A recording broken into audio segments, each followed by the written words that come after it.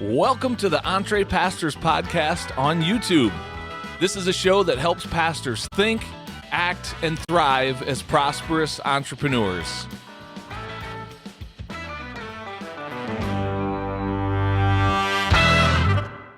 Well, hello there, and welcome to the EntrePastors Podcast on YouTube. My name's Jon Sanders. I'm one of the co-hosts of the show, and today you're getting ready to hear myself and my other co-host, Les Hughes, have a powerful conversation with a guest who has been on the podcast before, but we're bringing him back to talk even more in detail about the title we're calling this Secular Culture and Kingdom Opportunities. Our guest today, his name is Wayne Prevett, and he has built an incredible ministry in Canada centered around life celebrations, weddings, funerals, and the birth of a child. And it's interesting, in Canada, he's doing this in a very secular setting. And it's interesting to hear his take on the United States for those of us that are in the U.S. He talks about how he feels in many ways like he's gone back in a time machine, seeing America, several decades behind where Canada is. But make no mistake about it, America is on that road to secularism where more and more people are turning away from the Lord. They're turning away from the church. They're not looking to the church in these moments of, major life crossroads. And yet there's something about those moments. There's something about a wedding or a funeral or the birth of a child that brings about a God consciousness in people's lives. And it's an incredible opportunity for the kingdom, especially for pastors, to really step back into this space. It's going to require a shift in our thinking much of the time. There's some paradigm shifts that need to take place. But that's what I love about what Wayne has built, is that he is really stepping outside the four walls of the church to meet and serve people in these major crossroads and bring Christ along into those moments. And in this episode, you're going to hear a big announcement where Les and I share that we are partnering with Wayne to build life celebration ministries here in the United States. And it'll look similar to what Wayne has built in Canada. There's some differences just due to the laws around, marriage and funerals and things like that in Canada versus the U.S. But what's not going to be different is the kingdom impact that takes place through life celebration ministries. So there's a lot here for pastors and people who care about being used by God out in the marketplace to make a difference. You're going to find a lot of encouragement and inspiration in this conversation with Wayne Prevett. So without any further ado, thanks for being with us. On to the show. We've got a winning guest in the studio with us today. I don't know, Les, have we ever had a return guest on the show? No, sir. We have not. This is first. This is an EntrePastors first. We are bringing back a guest that was on with us not that many weeks ago. But there's been a lot that's happened since we first talked to Wayne Prevett on the EntrePastors Podcast. So here in the studio with us is Wayne. Wayne, welcome back to the show as the first time returning guest. How does that sound? Man, I am so pleased. Thank you so much. This is fun. How did we go from baseball to me? I don't get it. I don't understand what happened right there. And we're winning. The Blue Jays. Because it's a winning conversation. The Blue Jays, yes. We do have a team in Canada. We had two at one time. We had the Alouettes. And I think they became the Washington Nationals or something. The Expos, man. We had the Expos. Yeah, well, if you ever saw the park they played in, it needed to be demolished. So I think they took the dome down and sent the team packing down to the States. So anyway, thanks for having me back. It's good. This is going to be a step out, John. I hate this because people can Google it right away and find out if I'm right or not. I'm going completely by memory. My 15-year-old self tells me that there was a guy that played for the Expos named Don Lum, and I'm certain there was a catcher named Gary Carter that played for the Expos. Yeah, I remember Gary Carter catcher. There you go. I do know. Yes, I don't. You couldn't have thrown out Don Lum though, could you? I'm gonna have to look that up. I may be wrong. I got to look that up. Nope, don't know that name. I do know that the Blue Jays won back-to-back World Series though. Yeah, that happened. That was a thing. people may be wondering, this will be a great segue. People are like, what are we talking about What are we on the doing? podcast today? This people may be wondering why we're talking so much about Canada. Well, that's because EntrePastors is now an international phenomenon. We have an international guest on with us all the way from the great country of Canada, Wayne Prevett. So, and that seriously will factor into a little bit of our conversation today, because Wayne, you born and raised in Canada, you have built a really incredible ministry, and we highlighted that the last time we had you on the show. So I may ask you just to briefly tell that story, but I want to go deeper into that because it's going to lead to an opportunity that we have here for pastors in the United States, which is primarily where the majority of our audience is. So if you don't mind, for those that might have missed the show a few months ago, give us an overview of what it is you built with Celebrating Life Ministries in Canada. Yeah, that's good. Thanks. Traditionally trained clergy. That's my background. That's my heritage. Baptist background. Spent, I don't know, probably 17 years, I guess, in the traditional church ministry environment. So if that language means anything to you at all, Sunday mornings, Sunday nights, the church services, the building, and loved that world, knew that world, understood that world. And the climate began to change probably substantially in Canada in the 70s. Got more secular in the 80s, 90s, and now, blasted into the 2000s. And it's hardcore secular, it's post-Christian. And as a result of that, we found ourselves, I guess, really investigating, how do we reach a secular society? How do we serve in a post-Christian culture? Because people were like in droves leaving the institutional church. They were done. They were walking away. And if you know anything about the dones, they're not really done with God per se. They're kind of done with the institution. And what we discovered was that there was this opportunity for us to serve people around rites of passage. And the common or traditional rites of passage are hatch, match, and dispatch. So a wedding, a funeral, and the birth of a child. And we discovered, I think, fairly quickly that those moments were filled with God, that he was all over those moments. And people's hearts were more open, their minds were more malleable, their spirits were more accepting. There's a lot of energy around a wedding. There's a tremendous amount of emotion around a funeral and the birth of a child. And God is very much concerned about those things. He loves marriages. He conquered death. And man, all of what is written in the scriptures about his passion for children, particularly Psalm 139, we got excited about that. And we entered into this world of serving people who were still kind of looking for, in a secular culture, they were still looking for, I guess, spiritual direction or guidance during those times, because we weren't that far removed from realizing that clergy were probably the ones that were predominantly providing these services. So we entered into this world and we went into the marketplace. And we were at the front end of this whole marketplace ministry thing.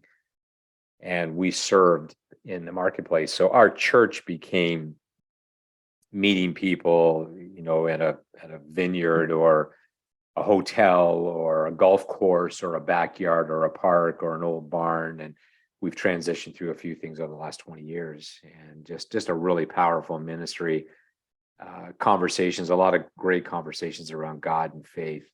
And what a blessing it's been for us to be able to serve people in this at these crossroads of life. Yeah, and when you and I met earlier this year, there was two things that I immediately loved about this story. Is first of all, just the ministry aspect of it, where you are meeting people in a culture where, and we'll talk more about this in a minute, where people are not coming to the church, and you are finding a way through these incredible precious moments in life, these rites of passage where people are a little bit open for some reason that oftentimes they can't even fully explain, to the reality that there is a spiritual essence of this in this moment, which we know why as Bible believing Christians. But so I love the ministry impact you're having in that cultural setting. But then I also was very intrigued at the business model around it, the marketplace ministry, where literally you're in the marketplace and there's financial rewards that are happening as you're serving people. And so it was on both of those accounts that I really was intrigued by your story. And what I would like to do is maybe just use that story as a framework to go deeper. I want to go deeper into a number of those things you talked about. So let's start here. Something I've heard you say several times. By the way, for our audience that maybe don't know this, you now reside in the United States. You Correct. came here right as the borders were getting closed down in COVID here recently, right? So you've been here for a couple of years. And I've heard you say several times that in the United States, you feel like you've stepped back into a time machine, that you've gone back in time. I'd like to hear you talk more about that, and especially as you see where this nation is at on a march towards secularism, like is more predominant in Canada. Because I think there's some pastors still that are going to be surprised to hear this, because they're still living in a little bubble that feels very Christian. There's some people who would still say that we're a Christian nation, and they equate the American flag and Christianity and as synonymous, and they're going to be maybe surprised to hear your take on where you see things in the United States from your perspective. It is interesting. Probably has a lot to do with where we ended up living for the last 2.5 years, which is in Lynchburg, Virginia. And there is very much a bubble here. There's very much a sense in which there's over 400 churches in a city of 80,000 people. I'm not sure the population density within those faith communities, but that gives you a bit of a sense of how faith it is around here, or religious or spiritual, whatever word you want to use to define it. It's not secular, let's put it that way. If I were to wander into some other parts of the country, I would discover some familiarity to secularism. You would understand a lot more. The churches have closed, the buildings have sold, or the church has manifested itself in a variety of different ways. The thing that we have found encouraging, John, is that one, I know for a fact the Church of Jesus Christ cannot die, and it will not die. He will be victorious. Christ is victorious. And the church, the people, which is the church, is how God will make a difference within society today. So he's using us in that capacity. What I get excited about is I think it's kind of like we have a little bit of an insight to the future. And I don't want to suggest by any means that the US is headed guaranteed to a secular destination like Europe and Canada, but there's a pretty good chance that's where it's headed. And I would think that if you have a conversation with a lot of people, I think most people would agree that, yeah, we're really struggling. COVID accelerated it. And I think really brought to light the reality that some people have discovered, well, I really don't need to be part of a faith community. Whether that's right or wrong, that's a conclusion that they reached. And there was a larger exodus from the faith communities, the buildings, the churches, than we've ever seen before. What we have an interest in is how do we then transition? How do we serve in a post-Christian culture? And the thing that I'm excited about right now is we're enjoying having conversations with people, helping them see that we need to make some lateral shifts. We did in COVID. Surprisingly enough, the buildings weren't open, but we found a way to get a message out to people. Other countries have done it. Other organizations have done it. We're going to find a way to do this. This is one of the most profound and significant ways that we have been able to encounter people and I guess introduce them to Christ at these crossroads. I'm really, really excited about it. So hopefully that answers your question. Yeah. So, I mean, basically what I'm hearing you say is you've seen this movie before. You've seen this play out in the country you lived in, and you're seeing it happening here. It is. And I believe you. I'm with you. I see that as well, even though I don't have the context that you have of growing up in Canada and seeing that culture that's maybe 20, 30 years ahead of us. I think we're quickly on pace to be there. And here's the implication when it comes to where I want to go in our conversation about these major God-conscious moments that people have around birth and death and marriage. We're seeing in a ever-growing secular culture a space that the church once owned. Like people just assumed in a more faith-based community, people just assume that this is where you go to do these events. You know, when someone dies, we go and do a funeral at the church. When we get married, we go and do it in the church, and it's clergy that lead it, and it's a spiritual ceremony, right? And that is not the case in Canada.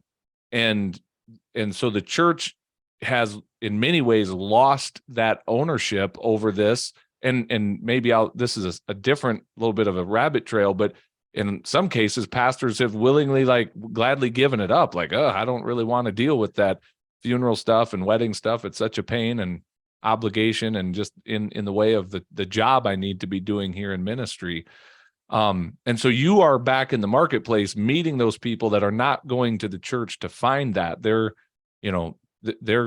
looking elsewhere beyond the church, and you're seeing an incredible opportunity here, especially if pastors would see that and recognize it and go, man, there is an opportunity to meet these people at a moment in their life when they and their families and those around them in this life celebration are open to faith. They're open to, a moment that God has actually ordained and created. So say more about that, if you don't mind.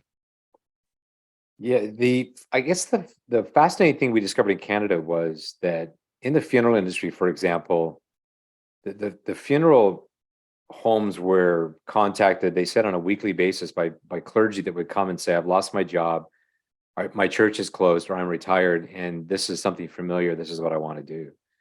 And they were really overwhelmed, they said, by the number of requests, and they still have it to today. It seems to be a fairly normal transition. I think, a movement left or right. It's not a massive shift, but it was really kind of cool to see what happened.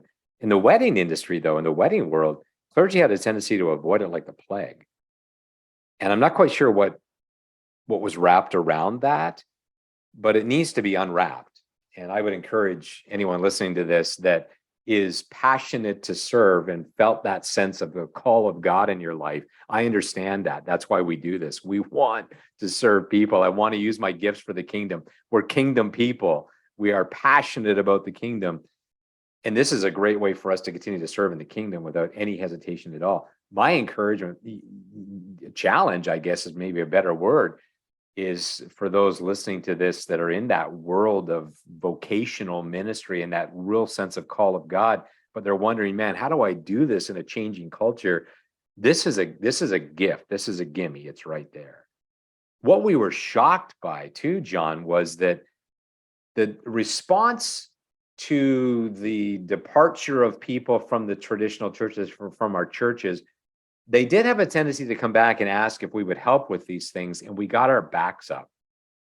We got a little angry, a little crusty, I guess, by saying, well, you know what, you left, you're not a member here anymore. If you were a member, you would enjoy the benefits of me serving, or this church serving you around these. I would like to turn that on its head and just kind of encourage us all to say, no, shift that whole thinking and go, yes, I want to serve you. Yes, we do want to serve you. We may not understand why you're not a part of this organization. And I know the feeling, we've heard clergy say it to us, pastors say to us, well, I felt like I'm being used. If you can change that narrative just a little bit and take it away from feeling used to seen as an opportunity to serve and be a blessing. I don't think Jesus felt used when he fed people who were hungry. I guess he probably could have looked at it and goes, oh my goodness, you guys are here again to watch me divide the 5 loaves and 2 fish and end up with 12 baskets left over at the end of the day, blah, blah, blah. We see evidence of him saying, I'm just going to serve you. And I'm not going to measure whether or not you're faithfully walking with me for the next kilometer or two. I'm going to feed you right now in the need that you have. If people are coming to us and this is a need that they have, and we can serve them in this capacity, we stepped into it. And as a result of that, it exploded. We just had more and more and more people come and say, wow, you helped out a friend, you helped out a family member. Would you be willing to do the same for us? I just believe it's such a natural opportunity for us who are in ministry to continue this opportunity of serving. We just have to overcome some of the frustration we feel that, well, you left, why are you back? Well, they're back because they need you to serve them. And I hope that we would have that willingness to serve them in that capacity. Yeah, that's good. Go ahead, Les. Yeah, this is really timely. There's been lots that's happened, Wayne, between the last time that you were our guest on the podcast and even now in our conversations. One of the things, though, that's so encouraging is that, as Jon and I have coached different people with a ministry background about the possibilities, of doing things in the marketplace, there is still a significant group of of pastors or people with some sort of ministry background that for one reason or another are not an employee of that Christian organization right now, but they still very much have a sense of calling on their lives to shepherd people, and to lead people and to use, they have a very unique skill set. They have the same knowledge, especially as it turns out, the demographic a lot of times is between 50 and 60 years of age or in their 60s, which we could argue those should be the most productive years, of our ministry life. And a lot of people are being forced out, or we won't get into all of the reasons for that. It's just a reality. Yeah. But it's hard for some guys, and they don't want to flip a switch and start another sort of side hustle in another industry. We have these conversations, and what you're describing right now just seems to be a very seamless transition that could be made by some to still use those shepherding gifts and pastoral ministry skills in this way. It's such a clear connection for us. I mean, I've been living it for a long, long time now, so maybe it's a bit easier for me to wrap my mind around it. But there's a clear connection for us. We want to serve. We want to use our gifts. We have gifts of leadership and gifts of teaching, gifts of shepherding. And when I use we, I'm talking about my wife and myself. And we do this together. We're arm in arm, hand in hand through the entire process from beginning to end. And the fun thing is, I guess the reality is, and this is a little bit of a caveat here, that one of the things that struck us was 95%, 94% of Canadians are disconnected from faith communities, and the States is heading there quite quickly. That's a very large number. That's a very large percentage. So it didn't take us long just to do the math, and we realized, man, there's a lot more people outside the church than there is inside the church, which means there's a lot more money in the marketplace than there is in ministry. So why not go and redeem the marketplace and the money in the marketplace for kingdom purposes? Does that make sense to you guys? Yeah, I love it. I mean, I hope that resonates with someone listening to this. That is such a key principle in this. I think we ignore the marketplace as a place in which we can find finances to finance what it is that we want to do in terms of ministry. And we need to get over that. We need to look at it and say, oh my goodness, there are people out there, there are industries out there, there are corporations out there that are going to give us money, and we get to serve them in this capacity.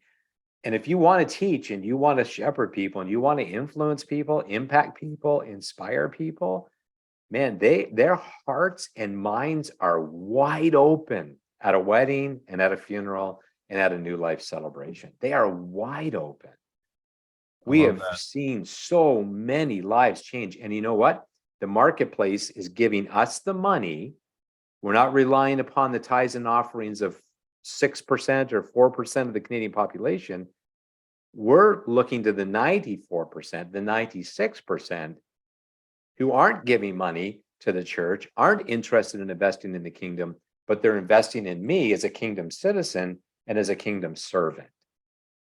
And we're simply taking those resources and we're using them for kingdom purposes. I hope that resonates with somebody. Absolutely. Often, Wayne, as we deal with pastors in a coaching context who are thinking through developing a side income of some sort, it's not uncommon. And I don't want to be critical of this, because I'm in the same space of ministering to pastors, but it's not uncommon to see pastors keep their focus in the church. Like, I want to develop courses for, other pastors. I want to coach other pastors. And again, there's nothing wrong with that.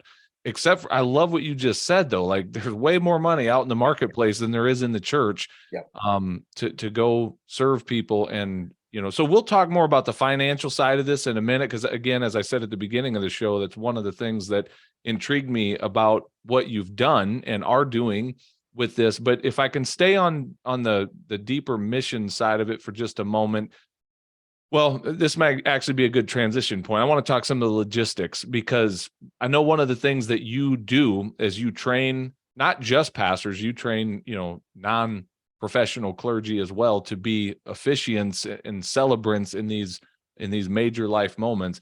But there's a difference between just a guy who shows up with a collar or a robe or a cross and muddles his way or her way through a service, kind of going through the motions versus showing up and doing it professionally and really engaging these couples really well and with excellence in these special moments in their life. So do you mind speaking about that? Maybe some of the good, the bad, the ugly of, what are some good ways to engage the world in those moments? What are some ways to definitely not engage? What do you see, especially as it pertains to, professional ministers and pastors in that space? The gift that we bring to these celebrations is communication. So we don't build flowers and we don't create cakes and we don't build caskets and we don't drive coaches and limousines. We're not the caterers, we're not the DJ, and we're not the photographer, the videographer. We officiate, we lead people. And I want that to sink in. We lead people. We are shepherding people. We are guiding them in a crossroad of life. We're meeting them at a crossroad of unfamiliarity.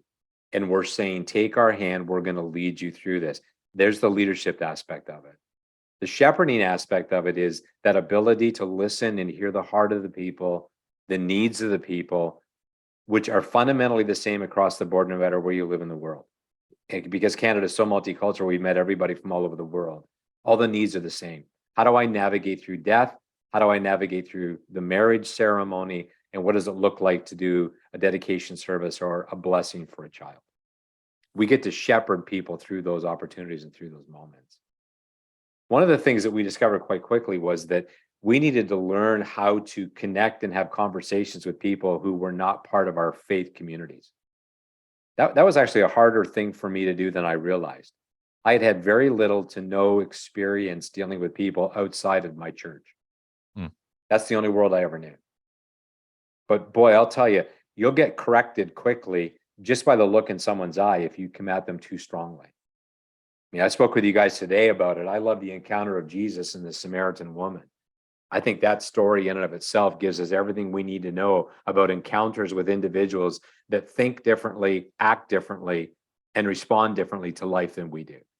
That's an incredible story. Take every lesson out of it that you need to. That's where we need to go to find our answers. So we found out pretty quickly in our conversations that we can speak to people, and yet we can use God principles or biblical principles or spiritual principles to communicate powerful truths to them in their lives. That's just a paradigm shift. That's a shift that needs to take place. One of the things that helped us was that we two things we had to do. One, we had to learn to connect in a relationship and make that our number one priority. So we sit down with every single couple and every single family before we served them. We're going to be face to face with them, and we're going to get as intimate as we possibly can. And I got to tell you this, listen to me very carefully when I say this. People are desperate for connection in these moments. They want to trust, and they trust quicker than anything else I have ever seen or experienced in my life. It is magnanimous what happens. So in those moments, we train our people how to have these conversations around these consultations. We give them questions. We give all the guidance that you need on the questions you're to ask, the kinds of conversations that we know are going to be helpful, non-offensive conversations. And I believe that those are the things that have made such a massive difference for us. And then we elevate the whole communication part of it. One of the worst things that anyone in this industry can do is show up with that little black book. I'm not even sure what that thing is called. It's like the preacher's manual or something. I've never pastor's manual. There it is right there. Yeah. So I did a little bit of research when I was down here with some chaplaincy students, and they were telling me how well untrained they were to do weddings and funerals. And I said, well, what do you get? And they said, no training at all, but we have this really cool book.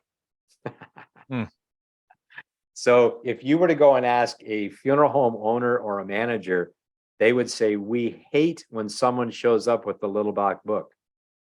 They hate it because it's so impersonal. It's insert name here. And then you read the same thing over and over and over and over and over again. What that does is it sends the message that, one, I don't care who you are. I care who I am. And I'm going to just give you what I have. We take that and we kind of burn the little black book and we created our own. And we help people understand, how do you craft something alongside the family and the couple that makes what we're offering very personal and yet very professional. I've shared this with you guys before, and I giggle every time I hear it, but we discovered pretty quickly out of the gates that if you're just a little above suck in this industry, you're amazing. Well, we wanted to be a whole lot higher than just a little above suck, because, and I challenge people to think about this, when's the last time you ever had anybody ever talk about an amazing ceremony? It's very rare. Yeah. We talk about the weather. We talk about the venue. We remember the food, the music, the dancing, the celebration. But it's pretty rare that you have somebody walk away and go, that was the most amazing ceremony I've ever seen in my life. Those are the stories that we're now creating with the kind of training that we're offering and the services that we offer. And that's what we want to strive for. And no disrespect to clergy, but most have no training in this world. We just simply show up with a little black book and insert our names. The culture doesn't want that. They don't want that. Families don't want that, and couples don't want that. They have said, we're done with that. Yeah. And it's not a disrespect to clergy. It's a statement of compassion and realizing that so much of ministry is not prepared or equipped for in the traditional path of seminary and Bible college. Like, they might have a little blip on this stuff, but there's very little training for some of these real world ministry experiences that out in the, real front lines of ministry that pastors deal with. I would contend on many things are far ill-equipped when they graduate with that degree from Bible college or seminary. So it's not a criticism. It's just a statement of reality, and we can help get you that training that you need. So. Well, we need it. We need to do better in this arena. We really do. And clergy, most of us, communication is a huge part of what we have to offer. We can do a lot better in this area. And we've crafted some training that really gives that skill set a tremendous boost. And not just that, but the resources that we offer as well, give everyone that becomes part of our organization the tools that they need to be able to go and do this and do it at a very high level of excellence and professionalism. Remember, keep this in mind, and this is a great reminder, every single wedding is measured by the word perfect. Every single wedding. Not one person wants to walk away from their wedding day and say it was less than perfect. The measurement, the standard of measurement for every single wedding is to strive for the word perfect, which every one of us knows is absolutely, totally impossible. But that's the standard. If we come in and we don't strive for excellence, so let's replace perfect with excellence. We show up and our suit's not pressed, the pants are too long, right? My shirt's got ketchup on it. My tie's got mustard on it. I got, hair hanging out of my ears. I'm not striving for excellence. And if you look around that day on a wedding day, they want everything to be perfect. So we need to come in at that high level of excellence. There are false eyelashes that are more expensive than what I'm actually taking away from the average wedding ceremony. More money has been spent on the spa that day for a handful of people than I will take away out of 4 weddings. Yeah. And yet we sometimes approach it with such casualness that we don't understand that we need to strive for a higher level of excellence. Well, and that's a great transition point. I'm watching the time just fly off the clock here, and love this conversation. But before we wrap it up, let's talk a little bit about the financial side of it. And I'm just going to speak for me on this. I don't know if other pastors would identify, but for me over the years in ministry, I did feel some of that resentment around weddings and even a little bit funerals. Funerals for some reason paid better than weddings most of the time. But because it was the funeral home that was paying that out more than the family. But so often as a pastor, when I show up to that moment, I feel like I have a pretty important role in leading that celebration and the work I've done with that couple ahead of time. And then I come to this event and I look at the venue and I look at the DJ and the cake and the dress and all the thousands of dollars that have been spent. And then it's like, oh, thanks for all your work with us, Pastor. Here's $100. And I started to get resentful a little bit, not like deeply, but annoyed with it. Like, why am I getting $100 when there's so many other money's going into this. And it is easy then to feel like, oh, this is just another obligation. But you're not a fan of that. Like you have trained people to show up as a professional, to charge as a professional.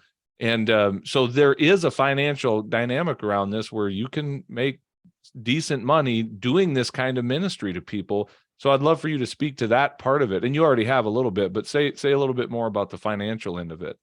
We have to start with the right perspectives and the right paradigm in mind. And I don't think we can't navigate this, John, unless if we don't do that. So I'll start again by saying this, that I believe that all belongs to God.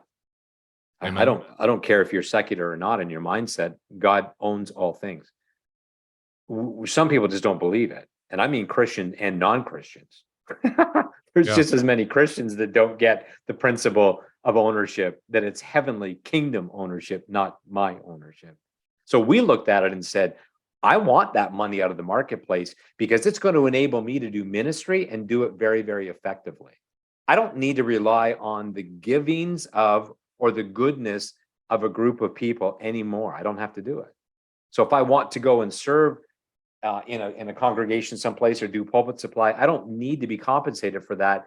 The compensation for me is coming from the marketplace. It's coming from the unredeemed. Think about that. That's amazing. That's exactly the way it should be. And I think that we should get excited about that. So when we looked at it, we said, no, I want that money. And matter of fact, they're probably not going to hire me to do their service if I don't put a fee on this. They're going to be too suspect. So 99% of the people that we serve obviously are not part of our faith community. Very, very small percentage. That would probably be true for anybody that enters into this world. We want to reach into our marketplace. We want to serve people who probably are not part of our faith community. I don't care what you do in your own faith community. You may want to do it for free. That might at least eliminate the angst that we feel around it. But for those outside of my faith community, do fair market value.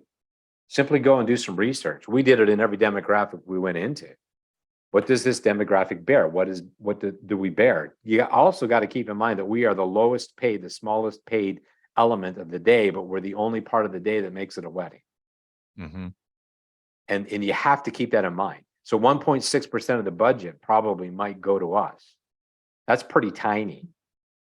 But at the end of the day, man, $400, $500, $600 to do a wedding, that's better than pulpit supply. Yeah. And the amount of time that you invest in it is actually quite small. For the most part, we're about 2.5 hours per couple in terms of investment. And that's including the ceremony itself. So a couple of consultations and the ceremony itself. So, and I was able to do at the height of my serving in this capacity, 4 to 5 per weekend. So you get a $2,000 weekend. That's not too bad. Yeah. Not bad at all. And no to nothing out of my pocket. I probably have a suit to wear anyway. And if I don't, go and buy one. Right. And I take my iPad with me, which most of us have anyway. And if you don't want to use an iPad, use a small binder. Don't use one of those big suckers. Just draws attention to yourself. But that's a whole lot different than the cameras and the DJ equipment and the caterers and the food and, all of that stuff. I'm wandering in with my little pad folio with my mini iPad tucked in there. And people are looking at me. I've had DJs come up to me and go, how do I get your job? Right? Like I'm here for hours and hours and hours and I'm getting paid like $600. You're in and out in 20 minutes and you're getting paid the same amount of money. How do I get your job? Yeah. Let alone the fact that I can have 2 or 3 people working for me. We had 100 people working for us at our height and they're all doing 1 or 2 a weekend. Well, that's pretty good. Yeah. Because keep in mind, there's more weddings outside the church than there are inside the church. There's more ministry opportunity outside the church than there is in, and I'm going to say it again, there's more ministry opportunity outside the walls of your church than there is on the inside. Yeah. So let's go where we can minister and serve people. And yeah, Jon and Les, it's a multi-billion-dollar industry, just the wedding industry. Look up the numbers in the States. I don't know what they are, but they're massive just in the province of Ontario. And then look up the numbers for funerals. People are throwing billions and billions of dollars into this. Why are we as citizens of the kingdom, not there with our hands open going, I want some of that for kingdom purposes and kingdom investment. We need to be there. That is so good. That is so good. Well, hey, we have kind of a big announcement, and I don't know, we won't take a lot of time to go deep into this, other than to say this, unless if I'm not allowed to say this out loud, Wayne, unless you tell me and I'll edit this out of the podcast. But oh boy, it's too late. In the very near future, we are with Wayne's help, we are going to roll out Life Celebration Ministries in the United States, and we're going to do a very similar thing here in the U.S. that Wayne and his wife and the team did in Canada. There's going to be some differences just because of the differences in the laws and whatnot around marriage and some of that. But at the heart of it, it's going to be helping people be on this mission of serving people in those major crossroads of life that if we do it right, we can introduce them to Christ in those moments. Yeah. And we've got a training that's going to be coming up in the early part of 2023. But the thing we want to talk about right now is a webinar that's coming up in November where Wayne's going to go deeper into some of this. I think we're going to title it something like 3 Benefits of Embracing Life Celebrations. We may change the title between now and then, but we've outlined 3 things we want to talk about, benefits that come when we really lean into this. And so that's going to be coming up on November 16th. Les, I'll let you share a few of the details. How can people get signed up for that webinar? Well, because the fact is we are only scratching the surface. This is not complicated, but there are many different levels and many different layers to it. So if any of this sounds attractive to you, if it resonates with you, if you've been looking for something, but maybe the things that Jon and I talk about from week to week haven't really, rung your bell, but you're like, now I like this, then this webinar is going to be for you. The date is Wednesday, November 16th. The time is 2 p.m. Central Time. Okay. And the place to go to find out more information and to go ahead and claim your spot is EntrePastors.com/celebrate. And that'll tell you everything that you need to know. There you go.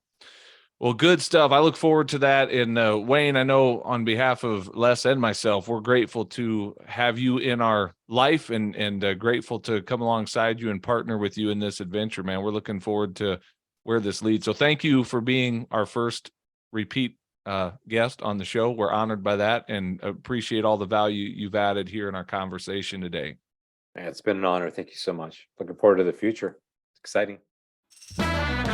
Well, hey, thanks for watching this episode of the EntrePastors Podcast. Make sure you hit that subscribe button so you can be notified every time we release a new episode.